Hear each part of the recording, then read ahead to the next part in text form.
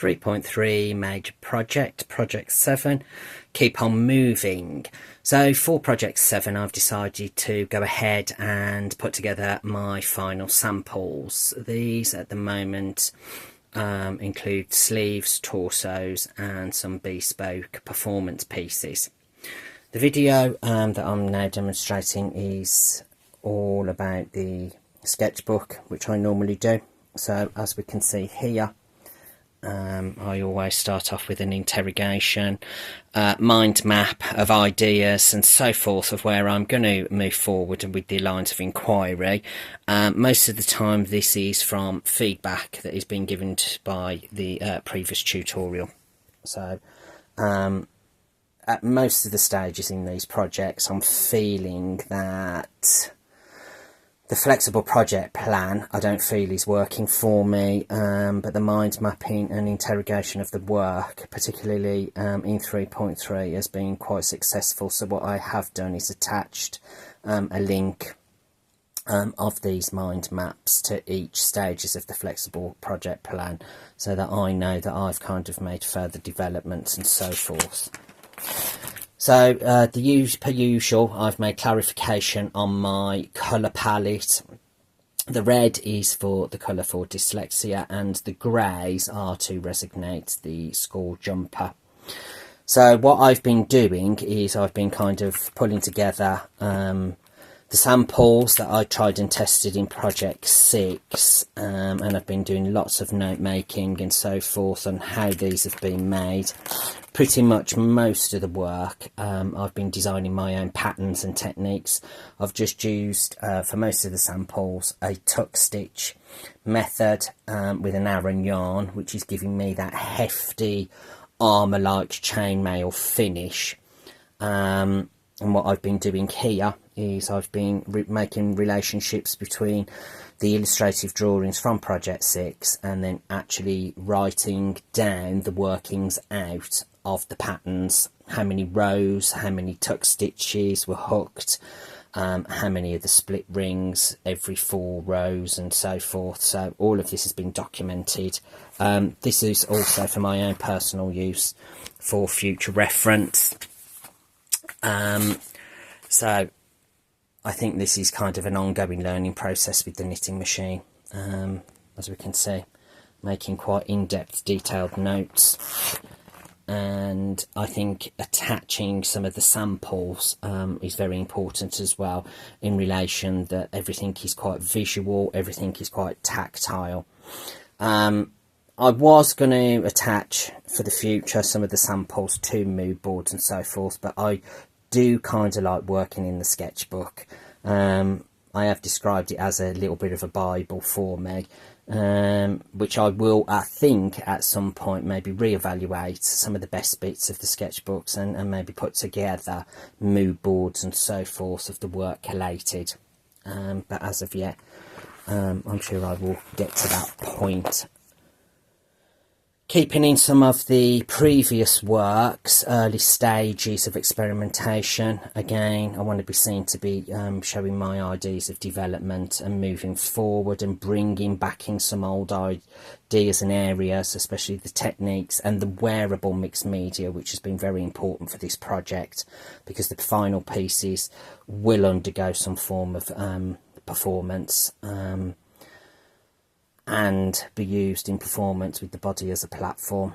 As we can see, the in-depth diagrams, which I've kind of made quite personal,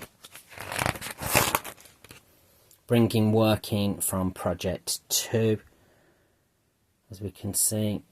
And also as well, I do find my photographic work very valuable. Again, I can come back to that and extract the extra photos that I've had done. Through here, it's all bringing the work together with the ideas of the tuck stitch, still experimenting, still making developments, obviously making connections with my mood boards, and also as well bringing in elements of research which is ongoing. Some artwork by Lou Baker, which I think really resonates with the work that I've been carrying out. And obviously the classic about the colour red. The raised lines of the paper has also been an important part. I'm kind of quite liking the simplicity of just knitting stripes. I've been able to break this up with 3-dimensional inserts of polystyrene balls just to change silhouettes and so forth. So I think sometimes the work doesn't have to be knitted in a complicated way, but I think overall the work is quite busy. Sometimes I feel like just knitting a plain piece, but I feel as though everything has to have a connection with the red line for dyslexia. And also now that it's now becoming armoured pieces, I am starting to identify with that the red line is kind of becoming possibly an exhibition title, something like the red line of armour, or the red armoured line for dyslexia. So again, my thought processes keep moving forwards for things like presentation of my exhibition. Also as well, I think it's that thing of making a portfolio for interview purposes, but I think I'd possibly be inclined to kind of take a sketchbook rather than a glossy portfolio of photographs. I think it's important to see my work because it's got that element of colour and tactility about it. It was interesting that Andrew Potter, my knitting tutor, this time last year did comment how tactile my work is, which again I think is an important thing, because for me touching something is very sensory, and I think also it offsets emotions, which I am trying to tie into the work. As of yet I've not used this, but I think it was a new skill that I'd started to learn, knitting a circle in segments. I think I'm going to attach these possibly in relation to some armour research that I've done, but as of yet that's on hold. Edges have been important, chunky hems, and edges that have been finished off, again from research from the ateliers. All of my knitted samples have been cast on properly and cast off correctly, so Andrew will be quite pleased at that, rather than a natural organic untidy edge. And then what I'd started to do was go upscale and start to think about bringing in the further research of attaching knitted samples to my harnesses and back braces. As we can see, my working gouts again have been developed from Project 6, from illustrations and so forth. Again, keeping photographs of the illustration work so that the work is flowing through. And then finally I just wanted to demonstrate that I think that it has been important to show people my making process. I'm not a pattern cutter.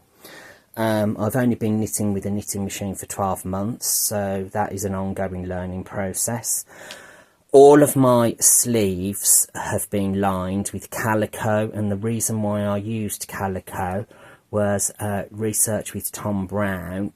He did a collection with the toile, and this collection made references to the toile because the audiences never get to see the design trials and errors. So I wanted to keep my lining quite raw. It is neat. As we can see, I've got the photographic evidence. It's all been hand stitched in, but also as well it just gives a lining, so when then the sleeve is worn, it slides onto the arm smoothly. But I did find that this kind of made resignations to medieval armour, where there was a lot of wadding and padding used. So one of my sleeves also demonstrates the use of padding. Split rings, this is one of my favourite pieces with the tuck stitch. As previously mentioned, all of my work with my mixed media, it is knitted in to the knitted pieces. It's not added on as an embellishment at a later date, so it does become part of the pattern and part of the making process. Interesting find, pipe insulation that was coated in a red plastic, which was perfect. Each of the pieces with the mixed media has added a different shape and form to the sleeves due to the tension of the knitting machine and also the tension of the mixed media. As you can see through here, the curvature of the sleeve in comparison to the curve of the split rings. This was a lot softer. This is quite durable and quite stiff to wear. I've brought in the element of creative yarn using pom-pom yarn as a form of method to generate armour. The other interesting thing that I've managed to come across was some red electrical cable ties, again for the red line for dyslexia. When this is attached to the edges, this actually just fires off and sits of its own accord. I think this is particularly interesting. I did use this quite a lot in the torso pieces and the sleeves, because again I think it brings the collection together. Here is my padded sleeve, which resembles the idea of the medieval padding for another form of defence used in aspects of armour. Then onto the torsos, large scale pieces with the split rings. This can either be worn with the split ring sleeve or a different sleeve. All the pieces are detachable and attachable. A torso piece with the pipe insulation. And then moving on to my bespoke pieces. These were small scale, and then these eventually would become durable performance pieces, being attached again to the ideas of the harness and the back brace, which again came through research from sword fencing, where they use padded synthetic armour. So these have worked quite well. As you can see, Velcro and popping the arm through sleeves as if it was worn like a rucksack. This will be quite durable when dancing or performing with the red line for dyslexia. This is one of my particular favourite pieces. Going small scale made me work a little bit tighter with more detail. The journey of this making process has been quite extensive and quite long, and it's still ongoing because I've got a few other pieces to make. I brought this piece back in from Project 5, where I'd used metal scourers and have attached the red cable to resonate the red line for dyslexia. And then here we can see one of my drawings of a harness sleeve, which I've attached this piece to using the polystyrene balls so that it distorts and changes the silhouette. And then this piece is a particularly detailed piece in its knitting itself, and then it has the polystyrene balls inserted. Red French cord knitting to resemble the line for dyslexia, and the line of the red the lines of the raised paper, which was from my dyslexia education, which was early on in the projects. Through here I brought back in simple shapes. These have the rice inserted inside, and when shaken they make sound. And then just another back brace with focusing on a two-way colour palette, the armoured red line for dyslexia.